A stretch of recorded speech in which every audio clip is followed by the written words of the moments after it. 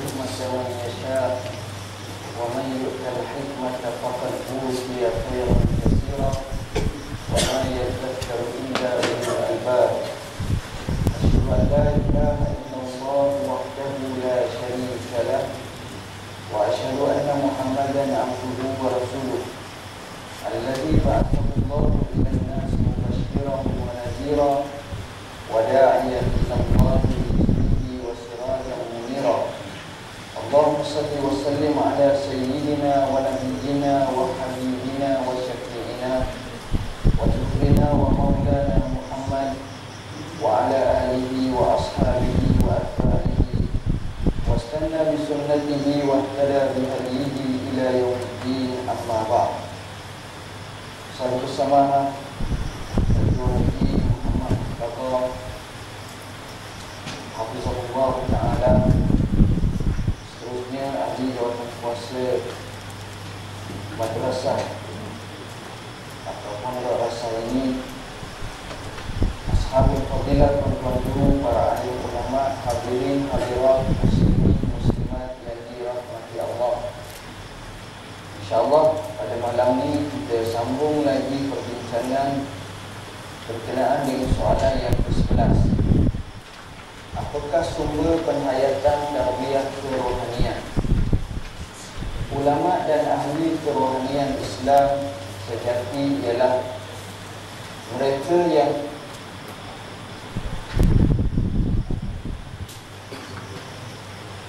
tersilap. Soalan yang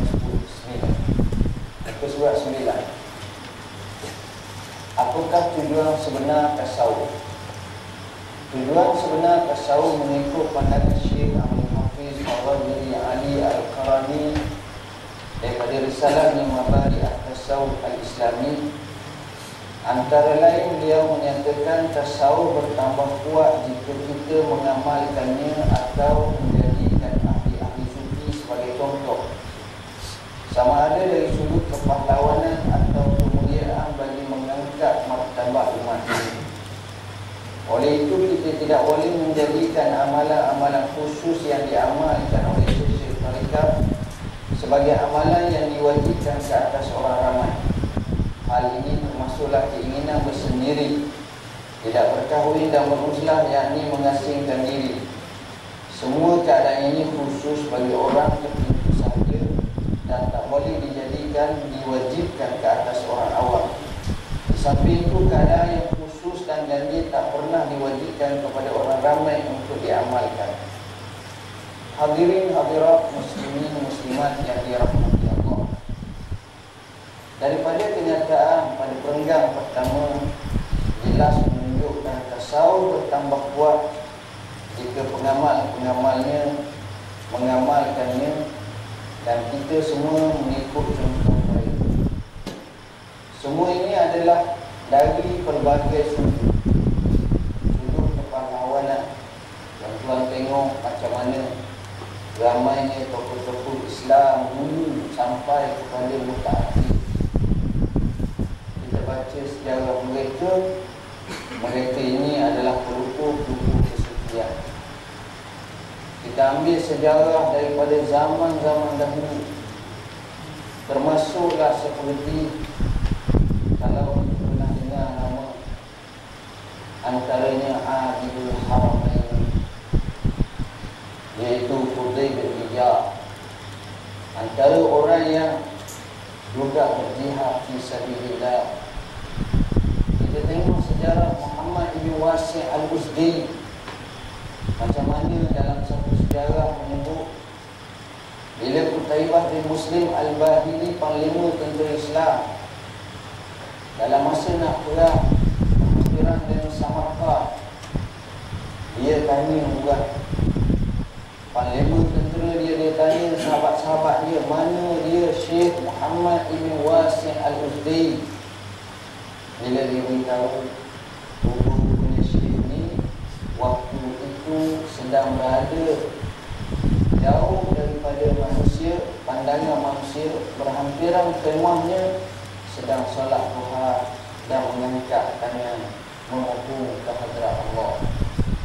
Bila dilaporkan kepada Syekh Qutaibah bin Muslim Al-Ba'di, panglima ini, maka panglima tentera ini berkata, demi Allah, jari-jari Muhammad ibn Wasi' Al-Uzdi itu yang diangkat menuju kepada Allah, berdoa kepada Allah, lebih aku suka daripada panah-panah dan pedang-pedang yang akan dihunuskan kepada musuh Allah. Kerana apa? Kerana dia faham hubungan dengan Allah. Tengok tuan-tuan hebat. Kita baca sejarah Hatim Al-Asam, murid kepada Syafiq Al-Balkhi, di mana dia ini juga pergi berjihad fi sabilillah, perang fi sabilillah. Kita baca sejarah seperti Abdullah ibn Al-Mubarak, setahun dia pergi menunaikan haji, tahun seterusnya jihad fi sabilillah. Kita baca sejarah Umar Mukhtar, seorang ulama Islam mungkin di Libya, yang menggerakkan untuk melawan pasukan tentera Itali. Tuan-tuan, siapa tak kenal Umar Mukhtar, seorang panglima yang cukup gagah, yang akhirnya mati di tali jantung, tetapi mereka cukup menghormatinya. Umar Mukhtar juga adalah salah seorang daripada pengamal tarikat yang terkenal. Umar Mukhtar rahimahullah ta'ala ini cukup hebat. Dan apabila saya tanya kepada sahabat-sahabat daripada Libya, yang bila tanya apakah benar Umar Mukhtar dari segi cerita yang kita tengok, yang dilakukan, yang cukup hebat, kadang-kadang menyayat hati kita sampai keluar air mata kita tengok. Dia kata cerita itu ialah mengambil sekadar sekitar 15% daripada sifat sebenar watak Umar Mukhtar. Kita bayangkan kalau macam itu, maka di situ nak gambarkan hebatnya mereka. Begitu juga kalau kita baca sejarah-sejarah yang cukup hebat zaman dahulu, zaman-zaman yang tak akhirnya termasuk di Malaysia. Sekarang orang berkaji sejarah banyak juga, dan orang akan tengok pelik-pelik rupa-rupanya hubungan mereka dengan Tuhan cukup hebat. Sembahyang mereka, ibadat mereka, mereka ni adalah orang yang memang jaga dari segi akhlak mereka, hubungan dengan Allah. Jadi kalau kita nak ikut mereka tak perlu, kita akan dapat banyak kelebihan. Begitu juga kemuliaan yang lain. Oleh itu kita tak boleh menjadikan amalan khusus yang diamalkan oleh syekh tarikat sebagai amalan yang diwajibkan atau ulama. Kenapa tuan-tuan? Antara sebabnya ialah kerana kadang-kadang kefahaman mereka, semangat mereka tak sama dengan orang-orang yang sembahyang, tapi orang yang khusus bukan sembahyang sunat yang begitu banyak. Jadi bezanya. Sebab itu Nabi dia lagi sahabat dia. Sahabat yang kuat agama ada, yang tak kuat agama pun ada. Seorang Badui datang bertemu Rasulullah SAW. Ya Rasulullah, apa yang wajib atas aku sembahyang? Nabi kata 5 waktu. Kata dia, wallahi la azidu wa la anqus. Demi Allah aku tak akan tambah, mana tak buat sunat, dan aku tak akan buat 4 waktu, 3 waktu, 1 waktu itu cukup. Nabi kata aflah in salat. Orang ni akan berbahagia kalau dia guna apa yang dia cakap itu dan dia boleh laksanakan. Tuan-tuan tengok daripada kenyataan ini menunjukkan Nabi lakukan semua. Begitu juga katanya di sini ialah kadang-kadang kita tengok ada tuan-tuan guru yang cukup hebat yang biasa boleh bertaluah seorang-seorang. Dia duduk seorang-seorang. Kita nak ikut dia, kadang-kadang tak mampu ikut dia. Jadi bila tak mampu nak ikut, bila kita nak ikut dia, jadi susah. Jadi nak apatah lagi nak mewajibkan supaya kita, sebab mereka telah melalui tamrin latihan. Bila latihan ni dia akan bermula daripada fasa-fasa sampai kepada satu tahap. Jadi tiba-tiba kita nak buat tak boleh. Orang naik kereta. Bila kita naik kereta, tapi kita tak pernah berlatih naik kereta. Sekadar bawa macam biasa. Nak duduk, tak mampu. Kadang-kadang dia berat bawa kereta. Tapi kalau kita boleh buat Maka kita tak bolehlah nak pergi masuk lomba dalam F1. Tak jadi tuan-tuan. Sebab mereka lain, keren dia, latihan mereka, kehebatan mereka, sebab mereka tahap ni yang lain. Jadi begitu juga manusia ni, bila dah sampai kepada satu tahap ni, tak boleh. Saya terbaca dalam satu buku, iaitu Tabaqat Asy-Syafi'iyah. Tabaqat yang keempat yang disebut oleh Syekh As-Subki, terkhusus berkenaan dengan kisah Muhammad ibn Muhammad ibn Muhammad ibn Ahmad Al-Ghazali At-Tusi. Dalam ini pada 457 mati tahun 550. Imam Ghazali ni tuan-tuan, peliknya dia Allah jadi memang luar biasa. Dia dua beradik. Dia nama Muhammad, adik dia nama Ahmad.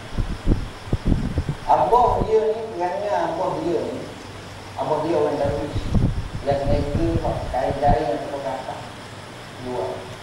Dan amat suka kepada majlis agama. Majlis agama dia selalu duduk mana-mana yang ada boleh bantu dia bantu. Walaupun dia tak tahu, tak boleh Tuhan, dia mati dulu. Abah dia ni ada baik dengan seorang sufi yang miskin, Darwish.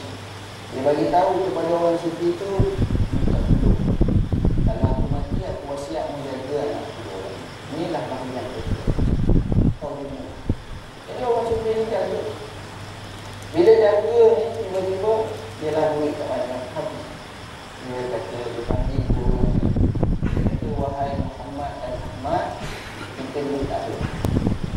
Jadi caranya nak survive hidup ni, nak meneruskan hidup ni, awak kedua-dua ni saya atur ke sekolah.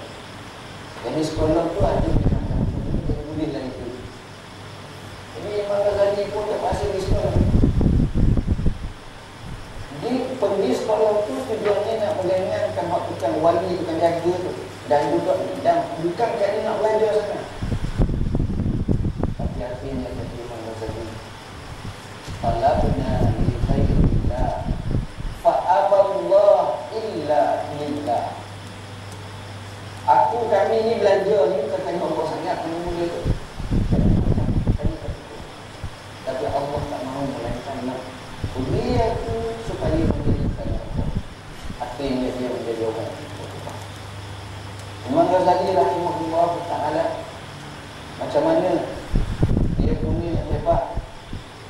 Kita tengok permulaan dalam hidup dia belajar daripada tok gurunya bernama Ar-Razakani. Kemudian Imam Ghazali rahmatullahi alaih, dia pergi musafir ke Jurjani ataupun Georgia. Dia pergi musafir sana. Sudah musafir sana, dia patah balik.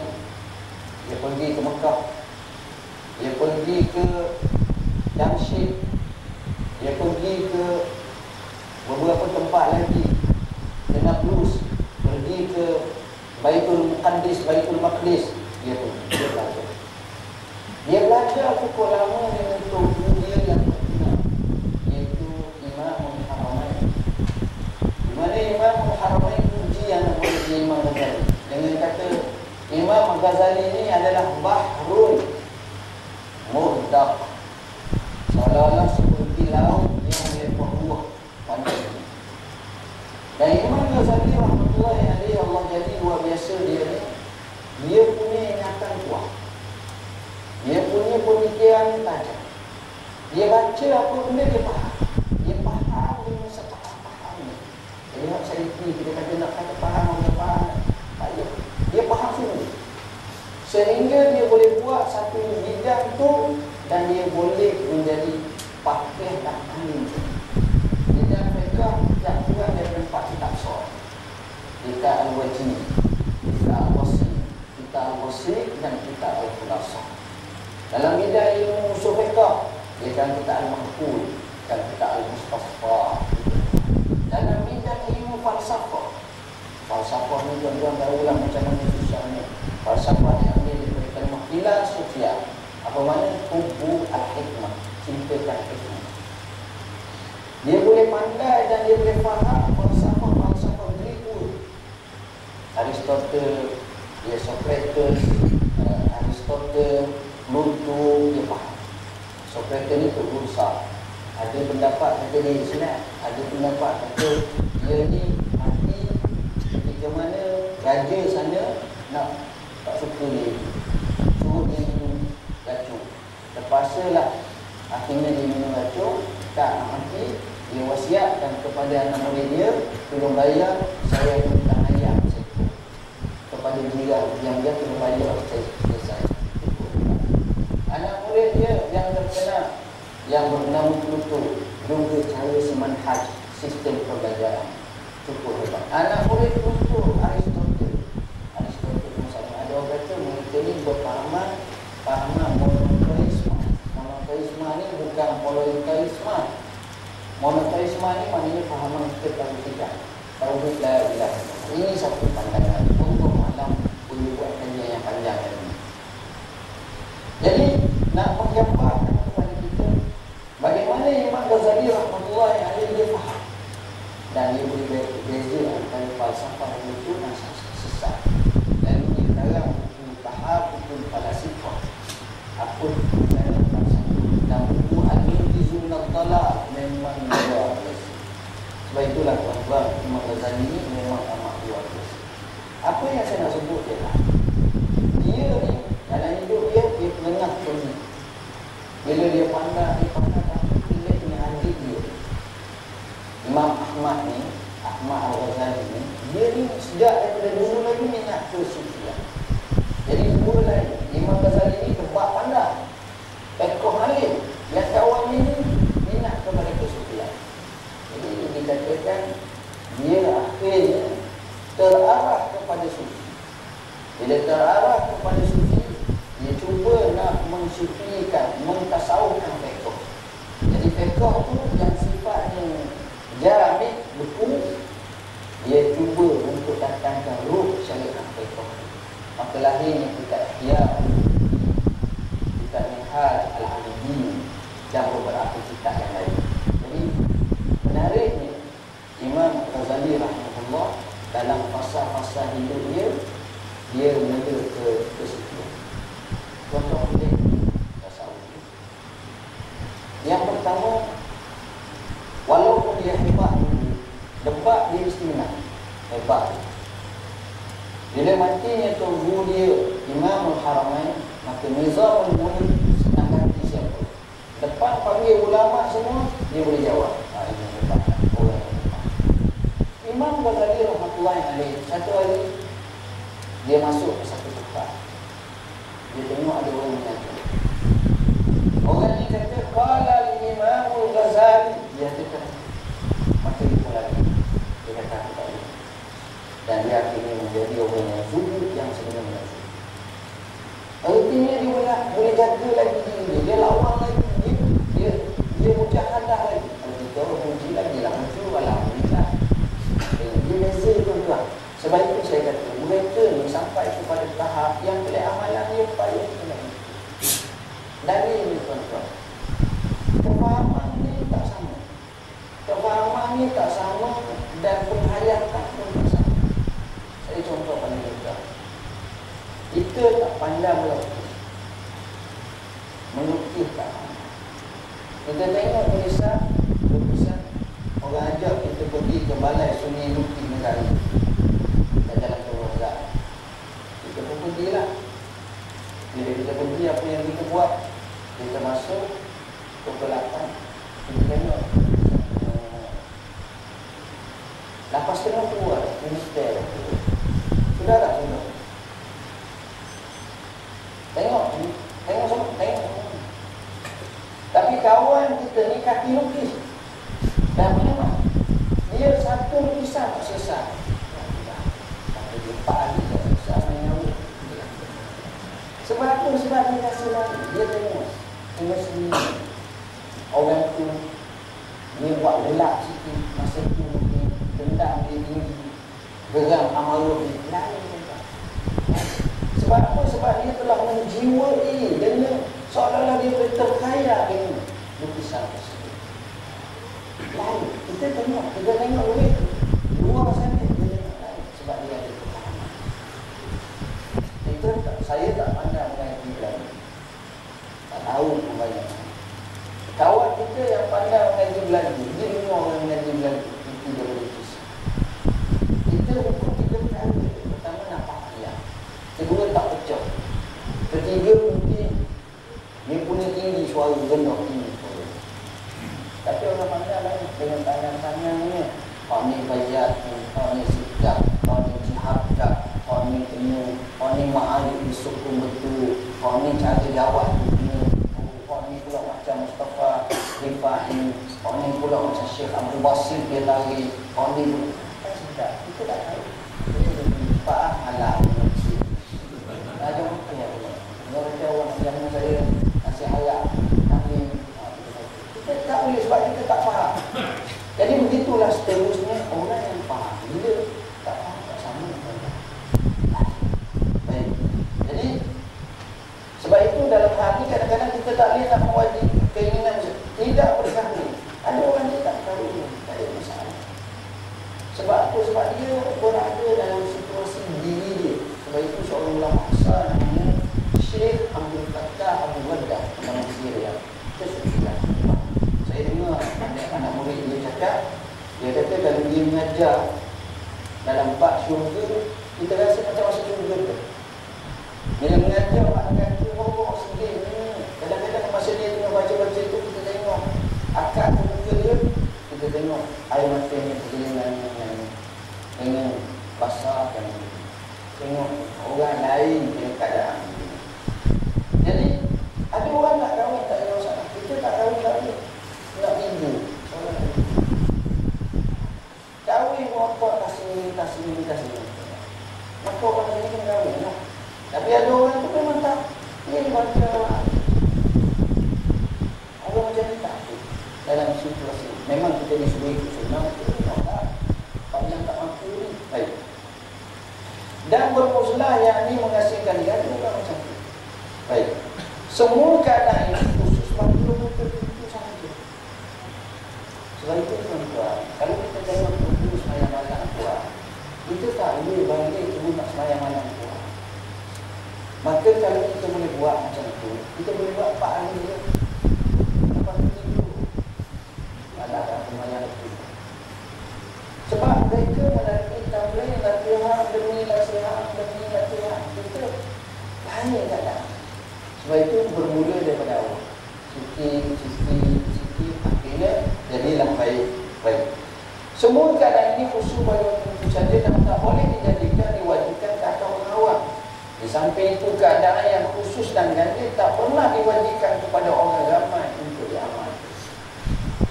Kadang-kadang orang tunjuk kahwin yang tidak kepada orang sama. Kenapa? Maka ketika itu kita balik nak kiasnya. Dia ada kaedah faktor kata ma sabata ala khilafi qiyasi faghayyuhu la yuqasu alaihi. Apa yang sabit dengan menyalahi qiyas, orang lain tak nak qiyas. Sebab dia ni nanti lihat dua versi. Apa benda pun kalau dua versi. Imam Nawawi rahmatullahi alaihi, tuan-tuan tahu macam mana kisah. Kisah itu dia jelas setengah riwayat yang masyhur dia tak tahu. Ada kata dia tahu, tapi orang masyhur tapi tak tahu. Setiap hari dia puasa. Malam hari dia sembahyang dan menunggu. Dia tak tahu. Waktu buka puasa dia tak buka puasa. Dia buka masa mana? Dia buka masa sahur. Dia gabung. Dia jamak antara sahur dia. Sebab masa kita banyak masa sebab kita lain. Dia agenda dia tu lain. Kalau orang-orang macam ni dia. Jadi kita tak boleh lah kalau saya nak ikut bagi isteri. Bahkan kalau orang paksa pula suruh ikut. Saya contoh paling mudah lah. Sebab kita kena ingat. Saya tengok tuan-tuan semua. Saya kata bulan puasa. Tuan-tuan, saya nak ikut tuan-tuan di rumah saya atau di satu tempat yang saya nak sponsor ikut puasa. Saya buat satu kad tu nanti nak 10 minit. Semua kata mesti sedap lah. seperti kambing bakar, ayam panggang, mana-mana tinju tu ada semua. Sampai giliran itu mari ini semua. Saya panggil. Mula-mula kita minum air setengah gelas dan air kosong dan buah kurma tinggi. Buah kurma, buah rutang, apa makan. Satu semayang. Sudah semayang, kita zikir. Sudah baca Quran, kita semayang Isyak. Sudah semayang Isyak, kita semayang Quran. Bergaul pula kita buat 22 orang. 20 orang pula kita cari satu imam baca sejuju. Sejuju. Ini adalah sias tengah hujan. Sudah kita balik Isyak. Ada tak? Dah apa? Makan. Kita makan dulu. Tuan-tuan, bila tahu agenda makan tak ada setakat tu dia 3 bulan saja. Yang pertama, sudah main maghrib pun aku tengok yang Ustaz, kemana saya ada janji. Ustaz, saya minta maaf saya akhir dengan tuan. Ustaz, minta maaf. Tidak cukup. Balik tu dalam kereta tu mati dah. Sepuas yang pasti. Sebab bagi dia tak nak buka lagi. Tu lepas tengok buka. Dia nak buka ni nasi ni dengan lauk sedapnya dengan ni. Sebab perut kita tak boleh. Perut kita kalau buka tu orang lain ni tu mesti nasi.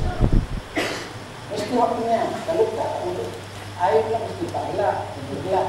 Main setengah kita apa benda. Macam ni pada nasi tu. Jadi mana? Ini kita kena rapi. Kita buat tak boleh. Abu Talib Al-Makki, pengarang kitab Qulub, berkata dalam bukunya bahawa Bishr ibn Al-Haris pernah bercerita tentang Ahmad bin Hanbal. Baca sejarah orang soleh yang betul. Antara yang saya ingat, Syekh Abdul Halim Mahmud rahimahullah, dia mengarang buku yang cukup baik bertajuk Al-Fuqaha wal Muhaddis. 20 jilid. Dia cerita macam-macam kisah, termasuk kisah-kisah ni. Abu Talib Al-Makki ni dikatakan orang yang hebat. Alhamdulillah. Dan dia dengan dia pernah khutbah atau mimbar. Tapi ada orang dekat dia tengok bercakap. Tapi dia macam dia tak layan. Tak kata apa pun. Begitulah. Sehingga satu hari mungkin kerana dia nak marah sangat. Dia kata Allahumma kini syarrah. Ya Allah, cukuplah untukku daripada kesalahan. Orang cakap tu jadi lemah, paralyzed. Kemudian bawa balik 2 hari lah. Tengok kenapa? Kerana kata kepada ulama soleh yang baik. Iaitu kita walaupun kita dengar hubungan silap apa, reserve. Jangan cepatlah hormat. Kata Nabi, takunu umal ulama fa innaha masnuah. Taklah daging para ulama kerana dia bahaya. Banyak cerita-cerita macam ni. Jadi dia cerita tentang Bishr ibn Al-Haris Al-Hafi. Bishr Al-Hafi. Bishr ni tuan-tuan hebat sangat. Sezaman dengan Ahmad bin Hanbal. Banyak terjadi. Yang saya nak sebut, saya baca dalam kisah dia. Bukan kisah dia sangat. Kisah yang diceritakan oleh Syekh Abdul Halim. Kisah dia juga nilai orang lain. Dan Imam Ahmad tu urusan alim, hebat, pengasas mazhab Hanbali. Lahir tahun 164, meninggal pada tahun 242. Orang alim antara penyebar sunnah, melawan kelompok Mu'tazilah dalam tentang fitnah Quran makhluk ketiga. Imam Ahmad ni dia mengajar. Sedang dia mengajar, itu saya jawab, ada seorang perempuan seorang. Perempuan ni pakai tutup. Dia lah zaman dulu. Zaman 100 tahun ni. Fikirlah, 100 tahun juga. Dekat 2 tahun. Perempuan ni soalan yang pelik. Dia kata, tuan guru, apa hukum kami ni perempuan-perempuan duduk atas suku rumah. Orang agak suku rumah terbuka kat atas kita. Jadi dia boleh sambung rumah. Jadi suku ni terbuka. Dia pun dah rancang sangat. Jadi atas suku tu terbukalah, ada dinding. Kami letak tempat menenun kain. Jadi wanita-wanita ni dia pakai tenun kain atas itu.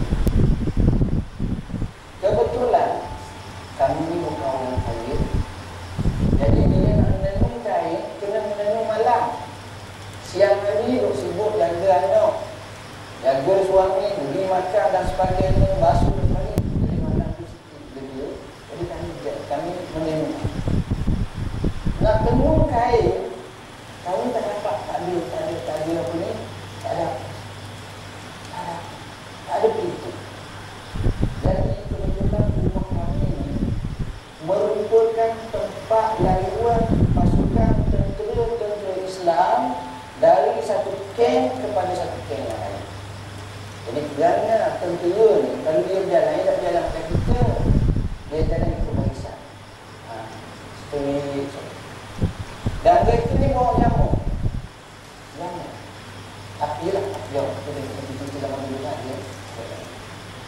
Oleh kerana panjangnya barisan ni menyebabkan kami boleh guna menjahit, menenun. Bukan kami ambil sebatang bentuk atau rumah hantu.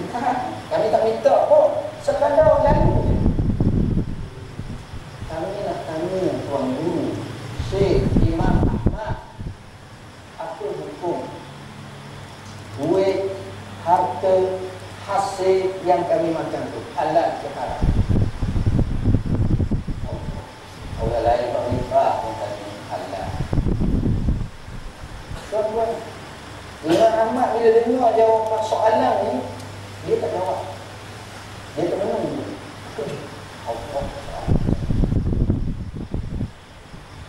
Dia pun tanya, awak beri nasihat. Apa maksud? Kalau bahasa kita juga, Syekh, wahai wanita, siapa di kalangan orang lelaki daripada keluargamu aku kenal? Dia kata, saya ni adik Bishir Al-Had. Adik perempuan. Bukan Bishir, adik saja perempuan. Maknanya bukanlah orang alim besar atau orang yang amat kuat. Maka Imam Ahmad bila dengar nama Bishir, Imam Ahmad kata, kalau itu hukumnya haram. Sebab wahai kun wari'an takun padanya. Bila dengar itu nak hebat hebat macam orang satu. Ini diceritakan oleh Syekh Abdul Halim Mahmud rahimahullah. Jadi Bishir ni macam mana? Bishir kata dalam buku ni dia sebut, Bishir kata pernah bercerita tentang Ahmad bin Hanbal. Sesungguhnya kelebihan Ahmad bin Hanbal atasku pada 3 perkara. Walaupun dia guru besar, guru tasawuf yang alim, tapi dia kata Ahmad tu lebih dari 3 perkara. Pertama, menuntut yang halal untuk dirinya dan untuk orang lain, tapi aku hanya untuk diriku sendiri. Apa maknanya? Maknanya Ahmad bin Hanbal ni betul. Dia berkahwin, dia ada anak. Jadi bila dia pergi kerja, dia pergi cari rezeki untuk diri dan untuk orang lain, untuk keluarga. Tapi aku ni seorang-seorang dia minta nikah. Jadi aku boleh makan kadar untuk duduk surau untuk rezeki, orang jamu sikit-sikit, alat kadar boleh minum air sikit-sikit, selesai dah untuk aku orang. Tapi dia tak. Ini lebih. Jadi kedua-duanya, kalau kita belajar dalam tasawuf, sebagaimana apa yang disahkan dari kata, maknanya apabila kita berada dalam satu makam, maka kita tak perlu berpindah kepada makam yang lain, melainkan apa yang Allah takdirkan. Maknanya contohnya kita kahwin, kita ada anak, kita ada isteri, kita ada beberapa anak, kita sibuk juga. Kita tengok seorang mari masjid, surah balas nanti sembahyang ke seorang-seorang ni, kita pun kata tak boleh rugi lah. Tengok dia sembahyang, kuat hebat, seorang ni dia boleh. Jadi di situ tak, macam kita tak sehati apa yang Allah. Sedangkan kita beri makan kepada isteri kita, pahala. Kita tarbiyah anak kita, pahala. Kita ajar dia sepatah, pahala. Kita merahmatinya, pahala. Begitu juga orang yang beribadat ni, beribadat, tiba-tiba dia tengok satu keluarga mari masjid, aku kenapa lah begini, aku jadi macam ni. Jadi sibuk pula nak jadi macam ni. Tapi dia tu macam mana keadaan lain pula. Jadi di situ keadaan kita ni memainkan. Tengok keadaan macam mana, pada masa itu barulah kita rasa tenang. Baik. Yang kedua, dia berkahwin tapi aku tidak kahwin. Tengok. Oh, dia kahwin. Dia kahwin. Tapi aku tak kahwin. Siapa dia aku? Mesti apa? Tapi sebenarnya dia jauh. Dia orang yang apa? Kita baca sejauh dia. Imam Ahmad kalau sebut mesti Al-Hafidh amat menghormat. Sebab dia tahu orang ni Allah. Bukan ahli akhirat, bukan ahli dunia. Orang ni menanyakan Allah sendiri. Dia tahu. Dia boleh letakkan sesuatu pada tempat. Kata dia lagi, dia menjadi imam untuk semua orang, tetapi aku seorang. Dia mengajar, dia mendidik, dia berdakwah, dia turun ke mereka. Tapi aku selalu sama-sama. Itu dua dia baik, tapi lebih baik. Ada orang tu dia sesuai, ada orang tu tak sesuai. Tak maaf lah, dia setakat dia je lah. Ada orang tu tidak. Dia boleh. Sebab ini adalah satu anugerah Allah. Sekiranya kita lihat kepada tarekat sufi sekarang ini, kita dapati beribu-ribu orang pemuda berada di bawah benderanya. Pemuda adalah harapan dan senjata ummah. Kekuatan mereka mampu membangkitkan kemajuan ummah ini. Hal ini merupakan satu cabaran kepada syekh-syekh tarekat untuk memberi kepada pemuda-pemuda tersebut kekuatan rohani yang sebenar dan menjadikan mereka satu tenaga yang besar dan tinggi. Orang muda dia tak macam orang tua.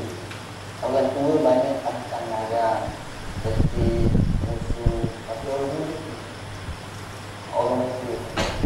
Sebab itulah, bila orang muda yang paling hebat, ialah orang muda yang paling soleh, paling takwa. Yang ni orang dunia akan orang muda macam ini. Di sinilah perang. Sebab itu kita tengok kehebatan mana-mana tempat orang muda memainkan. Ada beberapa kajian hikmah macam mana orang muda ni dia boleh mencipta sejarah-sejarah. Dia dah cipta sejarah masa muda. Tuan-tuan, Muhammad ibn Al-Fatih, Muhammad anak Sultan Muhammad yang boleh buka kota Konstantinopel. Masa dia buka, tak kurang umur dia tak lebih daripada 20 tahun. Tapi Nabi sabda dalam hadis sahih riwayat Bukhari, Nabi kata laku tapi yaitu pada nikmat amiru amruha wala nikmat jais. Kota Konstantinopel pasti akan dibuka. Dan sebaik-baik pemimpin ialah pemimpin yang membuka kota Konstantinopel tersebut. Dan sebaik-baik menteri-menteri yang memiliki pemimpin. Selepas 800 tahun baru dia berapa banyak percubaan. Ini orang muda. Yang ada kata dia cukup mengkagumi tok gurunya, kesufian sufi yang terkenal, Kiai Syamsuddin, atau beliau yang mempengaruhi watak kepada Sultan Muhammad Al-Fatih. Orang itu orang. Kita baca kisah yang lain. Orang itu yang mengerti cipta sejarah yang tepat. Jadi pemuda-pemuda Indonesia dia hebat. Dan saya semalam pergi ke Masjid Nabi. Orang yang ni panggil selama dalam 120 orang datang. Oh, cakap. Kalau dulu saya duduk pada nilai sudah ada yang namanya sepak. Di situ saya mengajar Kristian. Nazir masjid tu muda pada saya, baru 30 lebih. Ustaz, saya ingat nak ajak orang ni mari dan dia nak cakap. Boleh Ustaz? Tak ada. Ini buat. Boleh. Tak payah nak meeting dulu, nak mesyuarat dulu, nanti dia dulu. Cepat. Yang saya kagum lagi satu masjid di Sentan tu, masjid ni Ustaz, salah satu nama masjid ni Masjid Kanuri atau juga dia kata masjid ni setiap kali orang mari semenit, orang mari mengajar balik kami. Saya pun tanya soalan bola tangki. Kita pun tahu kalau saat ini saya pun nak tu juga dia. Pak Alu sikit nak gatuk, Pak Kasar sikit apa gatuk. No.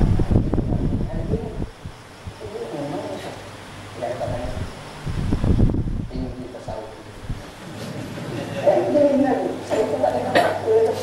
Percaya. Ada mana ni tuan-tuan? Orang yang buat baik untuk agama, mesti ada begitu. Mesti ada begitu. Ini masalah biasa. Tak boleh. Di Malaysia dia orang baik ni. Sebab itu orang muda saya pun seronok apa ni saya bersama. Ini sekarang ni semua orang muda. Masya-Allah, aku boleh tahu saya betul. Cara dia jadi senang. Baca sejarah memang orang muda suka. Bila ada gelombangnya naik, orang muda semua naik. Ini yang kita nak. Ya, kita nak ada semua di kampung baik, di baik, di daerah baik. Orang muda semua baik. Ini tanda. Adalah kelebihan yang kita baca dalam sejarah. Itu ramailah buku kunci orang muda. Baik. Kekuatan rohani yang sebenar dan menjadikan mereka satu tenaga yang besar dan tengok. Jadi hebatnya bagi orang muda. Seterusnya soalan yang ke-10. Apakah sumber rujukan tasawuf?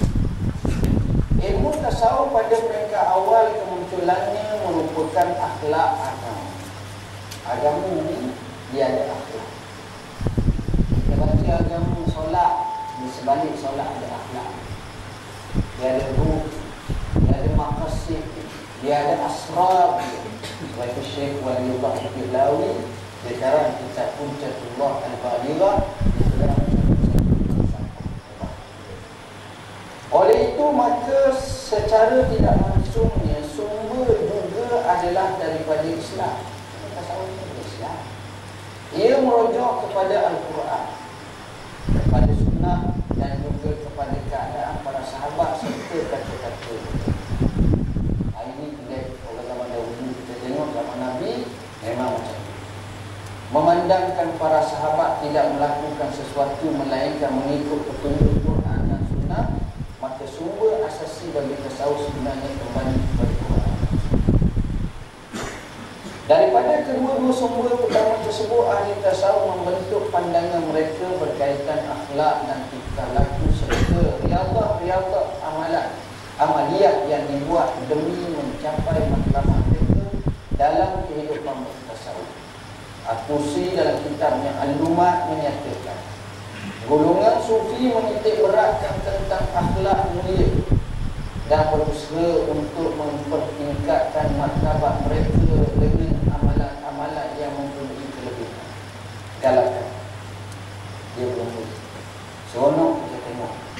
Mereka melaksanakannya kerana menurut petunjuk Nabi sallallahu alaihi wasallam dan para sahabat serta orang-orang yang mengikut jejak langkah mereka, dan kesemua ilmu ini terdapat dalam kitab Allah Subhanahu wa taala.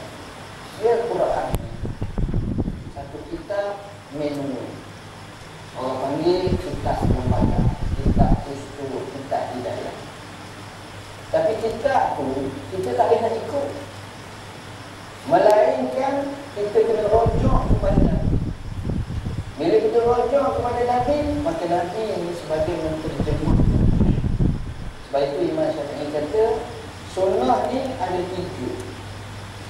peranan ni sekuat-kuat. Pertama, mufassiratul lil Quran, menafsirkan. Yang kedua, mukarriratul lil Quran, mengikrar dalam Quran. Yang ketiga, sebagai yang dikatakan mubayyinatul lil Quran, sebagai menerangkan apa yang berkenaan dengan Quran. Jadi apa yang Quran turun tu Nabi bukan tafsir. Allah kata wala tamshi fil ardi maraha, jangan berjalan kamu dulu sombong. Tengok cara yang berjalan. Adakah Nabi jalan dulu sampai sepak batu? Dalam sejarah kata Nabi berjalan, sahabat kerja-kerja. Jadi pelik pula. Kita ingat Nabi jalan, Nabi berjalan, situ tengok pangkas. Tapi aku mana tafsir macam tu? Macam mana? Di situ. Sebab itu sunnah Nabi ni lain. Jadi mungkin kita faham kot lain, dia faham kot lain. Adakah sunnah ni maknanya dalam bentuk mesti jumuk macam tu? Ataupun ada bentuk yang kita boleh diizinkan keluar daripada ruang lingkup sunnah? Hasil dibahas. Ada seorang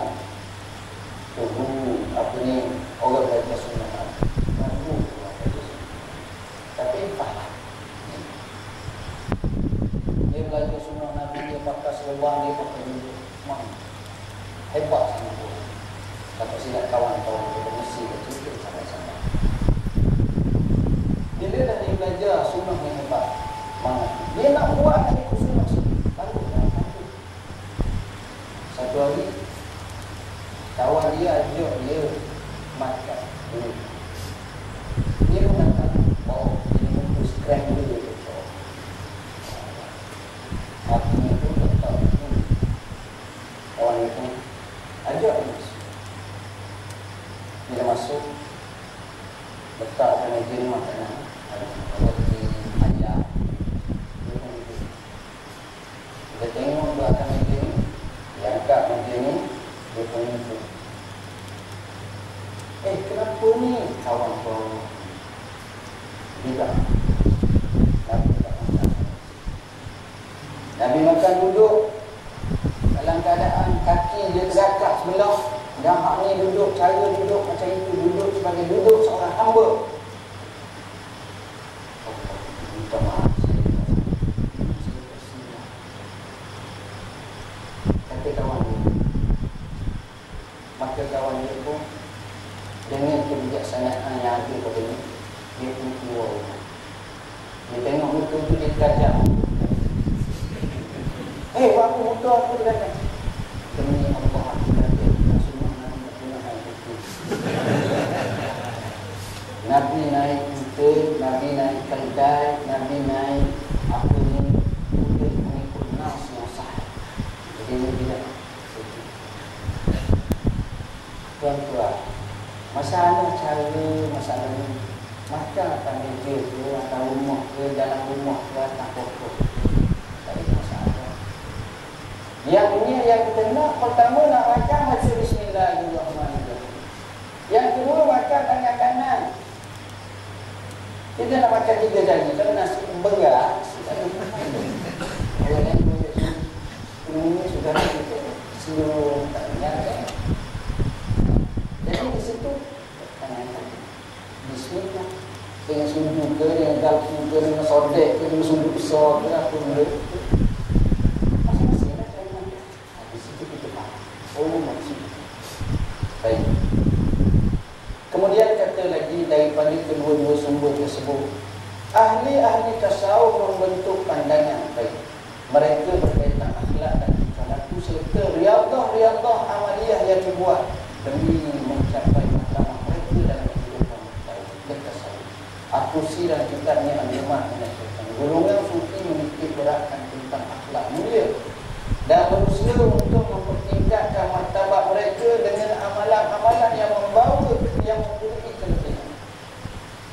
Mereka melaksanakannya kerana menurut petunjuk Nabi sallallahu alaihi wasallam dan para sahabatnya serta orang-orang yang mengikut sejak langkah mereka, dan kesemua ilmu ini terdapat dalam kitab Allah. Berdasarkan analisis tentang teori tasawuf, seorang ahli tasawuf melalui satu jalan untuk menuju Allah hendaklah bermula dengan melakukan mujahadah ini. Mukadimahnya mujahadah ini. Bila sebut mujahadah ni tuan-tuan, atau wazan jahada yujahidu mujahadah, sekali menang sekali kalah. Kita nak jaga makan sikit ni, kontrol makan. Tiba-tiba tengok makanan kau kita minat, tak kira kau mau tinggal tak. Hari lain mujahadah balik. Jadi sentiasa tolak melawan. Itulah sekali kita menang, sekali kita kalah. Itulah nafsu. Supaya itu jahadah nafsu. Dan seterusnya melalui beberapa peringkat yang dikenali dengan maqam dan hal sebelum berakhir dengan makrifat terhadap Allah yang merupakan perwujudan jalan. Walaupun disebut awwaluddin ma'rifatullah, tapi kesudahannya juga dengan ma'rifatullah. Dikatakan man asyraqat bidayatuhu asyraqat nihayat. Jadi bila ma'rifatullah ni luar biasa. Maqam yang dimaksudkan di sini ialah maqam hamba di hadapan Allah terhadap ibadat, mujahadah dan riyadhah yang dilakukan.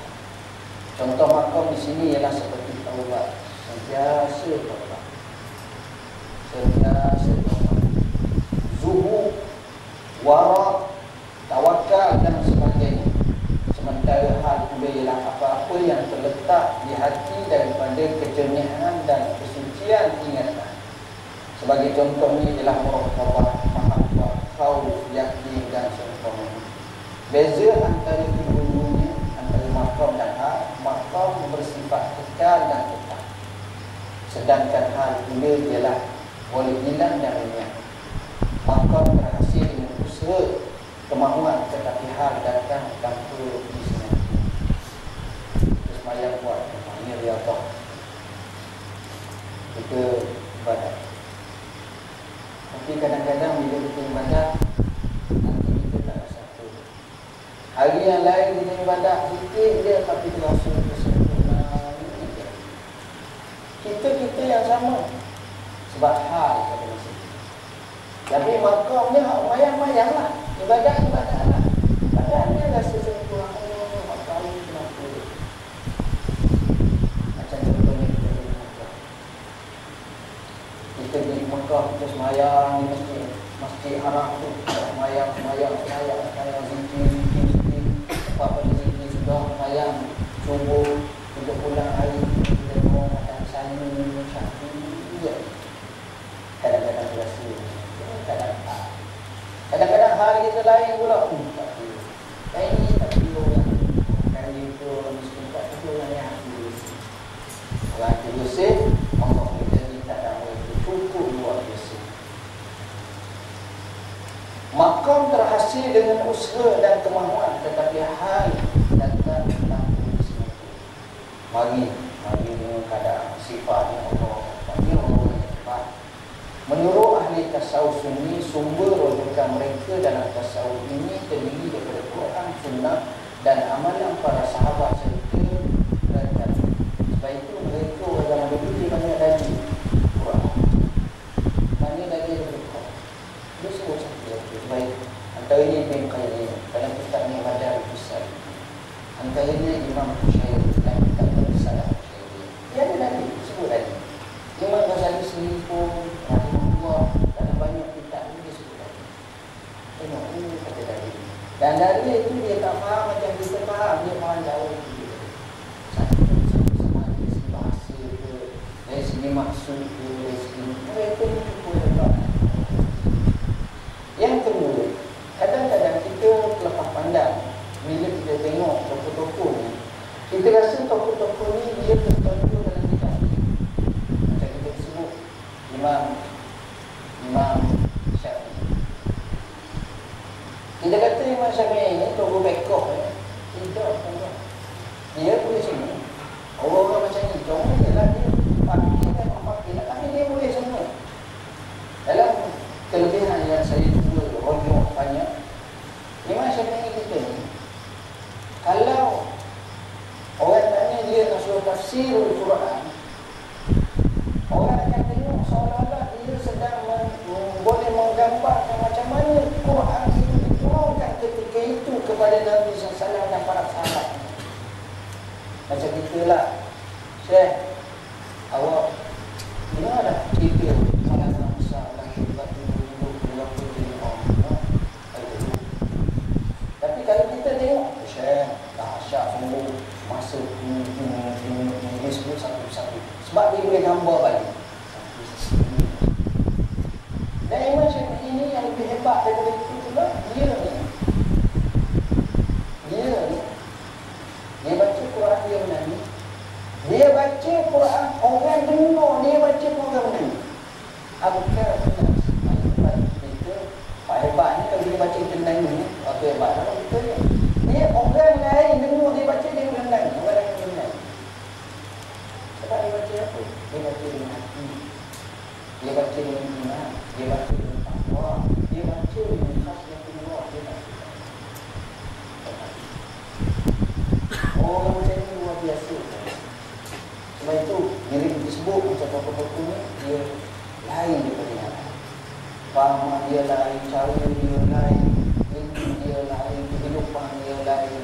Sebab dia telah bergulungan bergulungan dengan kehidupan yang baik dan sentiasa duk jaga, duk mujahadah, hebat. Baik. Hadirin hadirat, saya sekadar berbakti di mahalan